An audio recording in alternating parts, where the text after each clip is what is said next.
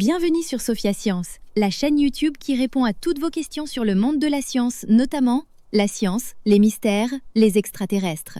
Le contenu de la vidéo d'aujourd'hui est Du chaos à l'ordre, comment les criquets créent des armées volantes. Pourquoi les criquets migrateurs volent en essaim? Imagine une scène ancienne, presque biblique. Un ciel qui s'assombrit, un bruit d'ailes comme une pluie sèche, et des champs entiers qui disparaissent sous une vague vivante. Depuis des milliers d'années, les criquets migrateurs fascinent et inquiètent les humains. Pendant longtemps, on a cru que ces insectes se déplaçaient ainsi sans raison précise, un simple chaos de corps ailés poussés par la faim.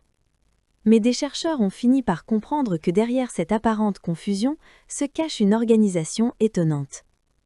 Au départ, quand les criquets sont peu nombreux, chacun vit sa vie. Ils volent seuls, ils partent dans des directions différentes, un peu comme des passants dispersés sur une grande place vide. Il n'y a pas de règles, pas de rythme commun.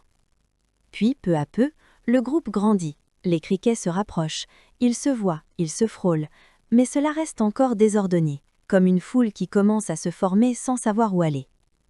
Et puis, soudain, tout change. Quand le nombre devient suffisant, quand la densité atteint un certain seuil, le groupe bascule. Les criquets s'alignent, ils avancent ensemble, dans la même direction, au même rythme. Les scientifiques appellent cela un point critique.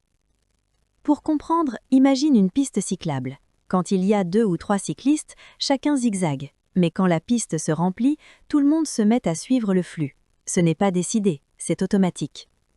Chez les criquets, ce comportement a un avantage énorme, la sécurité. Un criquet sale est une proie facile, un oiseau n'a qu'à plonger.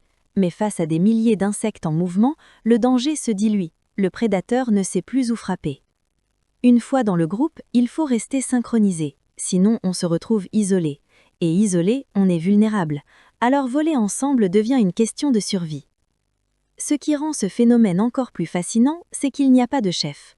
Aucun criquet ne donne d'ordre, chacun réagit seulement à ses voisins immédiats, ce qu'il voit, ce qu'il touche, comme dans une foule humaine aux heures de pointe. Personne ne dirige, et pourtant tout le monde avance.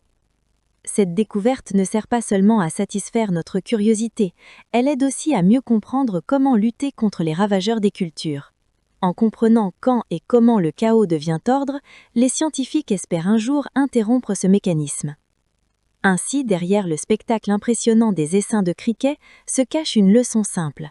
Quand le monde devient trop dangereux pour rester seul, la nature choisit l'union, même sans parole, même sans chef, juste par le mouvement collectif. Laissez vos questions dans les commentaires ci-dessous et Sophia Science fera de son mieux pour y répondre. Merci d'avoir regardé et à la prochaine!